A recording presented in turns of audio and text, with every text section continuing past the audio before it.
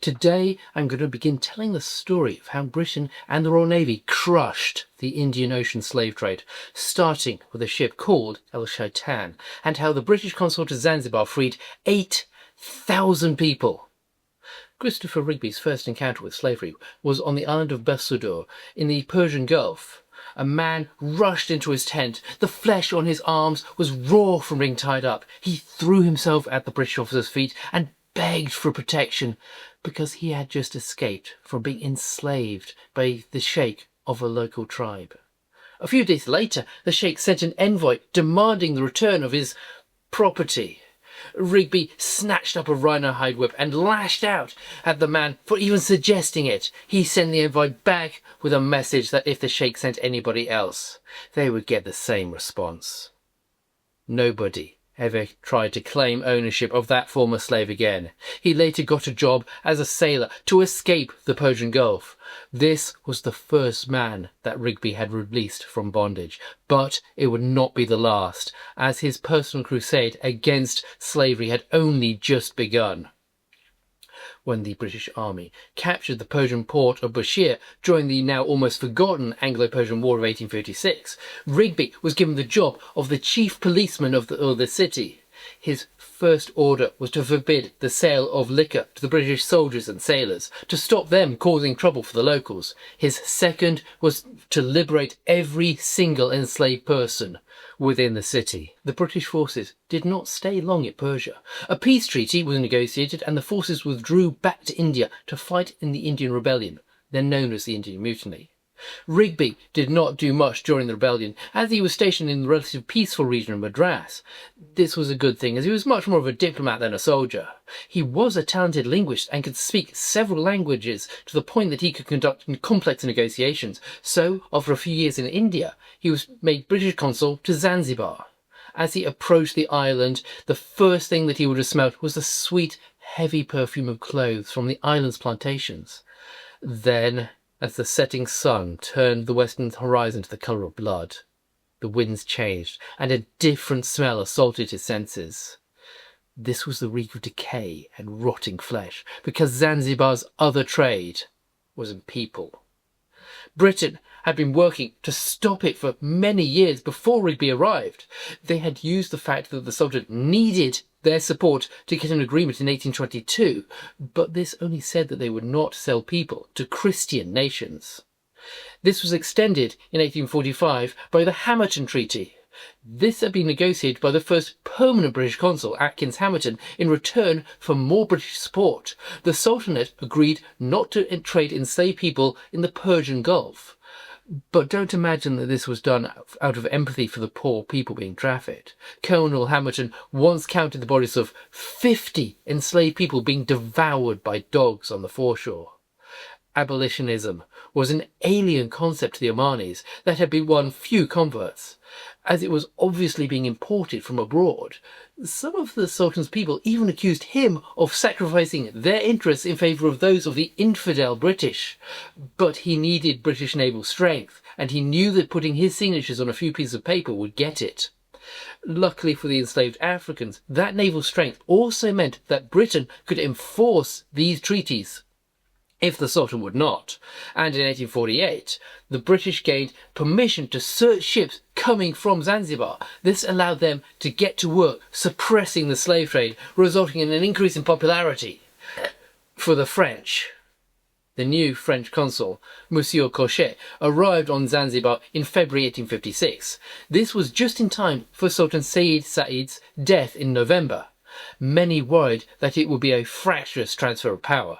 The Sultan had left instructions to give his territories in Oman to Said Thwain, but Zanzibar, the economic heart of his empire, he gave to Said Majid al-Said al-Busaidi, who I'm now going to call Majid from now on. Nobody had expected Majid to inherit. The Sultan was credited with 112 children. Amongst this massive brood, there were 21 sons who could inherit the crown, 3 of whom were older than Majid. Added to this, his mother was what the YouTube algorithm requires me to call a concubine, and he suffered from epilepsy. But his father loved him.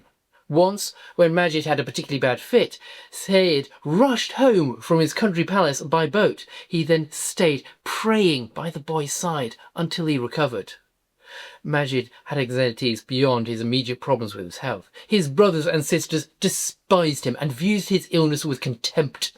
They thought their father had made a mistake giving him the throne, a mistake they could correct.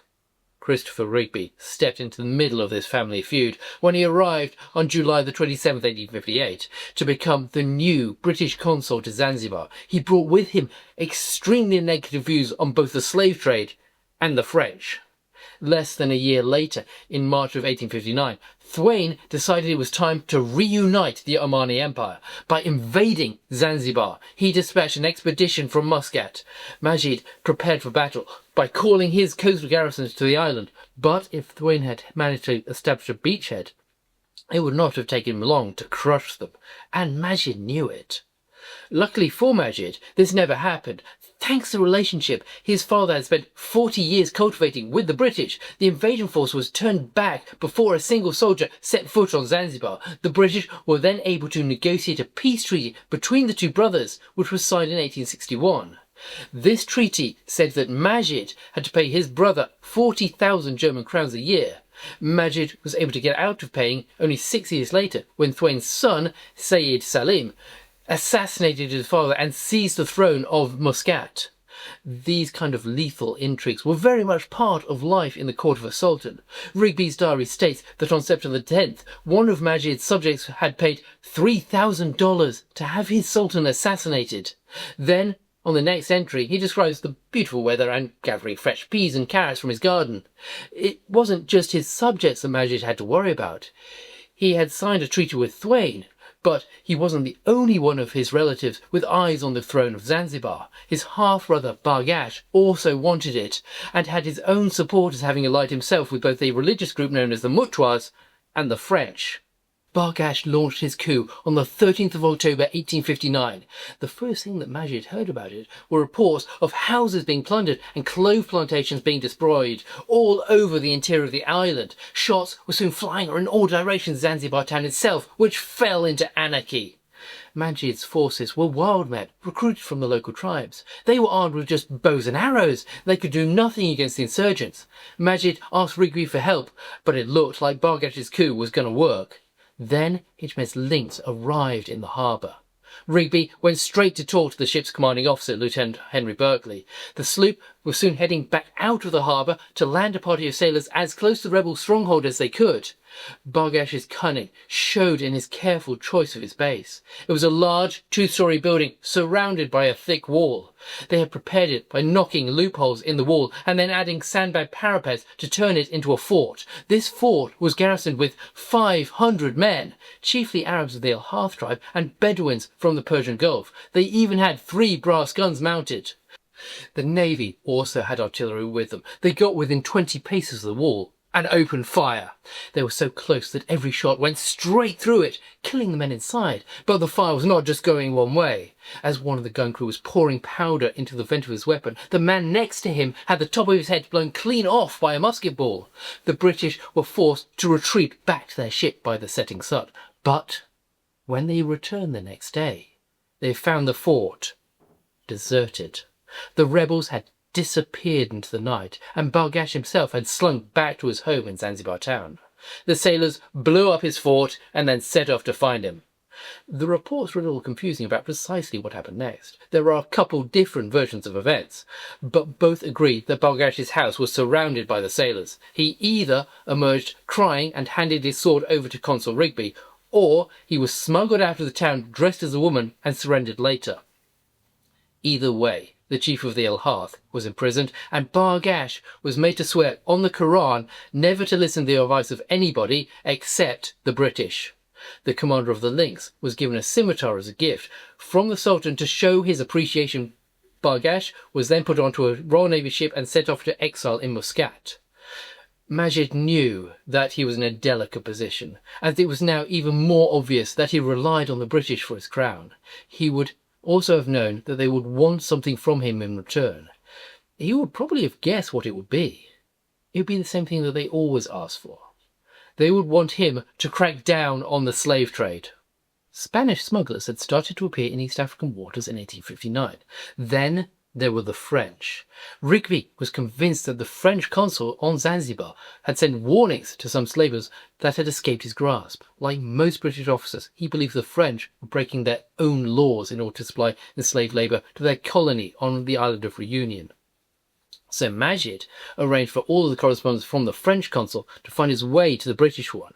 In August of 1860, Rigby received information that there was an American slaver in the area. He shocked the town by arranging for HMS Lyra to capture it and bring it into the harbour. This was certainly a nice down payment on the debt the Sultan owed, but it was not enough for Rigby. He had arrived on the island convinced that divine providence had chosen Britain as its instrument to crush the trade in human beings forever. The Zanzibaris loathed him for his preaching. He wrote to Lord John Russell on July 26, 1861, to tell them that the Zanzibaris were still exporting thousands of enslaved people every year, despite all the treaties that they had signed.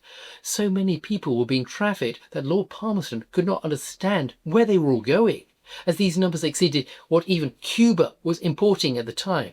In order to kidnap so many people, the caravans marched deep into Africa. This needed firearms, and that required money.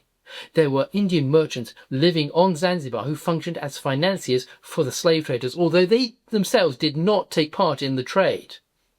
They could get away with this because, while what they were doing would be illegal in British-controlled India, they were on Zanzibar, and so outside of British jurisdiction. The explorer, Dr. Livingstone, had demanded that the British government prosecute them to choke off the supply of credit, but this was more than even Rigby could ask for. Everybody knew that the collapse of the slave trade meant the collapse of the Sultanate. However, he could make life more difficult for them, as this was the price that he demanded for his earlier help. The financiers often reinvested the profits in clove plantations, so he asked the Sultan to ban Indians from owning slaves within Zanzibar. As nobody likes their banker, the Sultan agreed, and a notice was nailed to the doors of the customs house declaring this new law.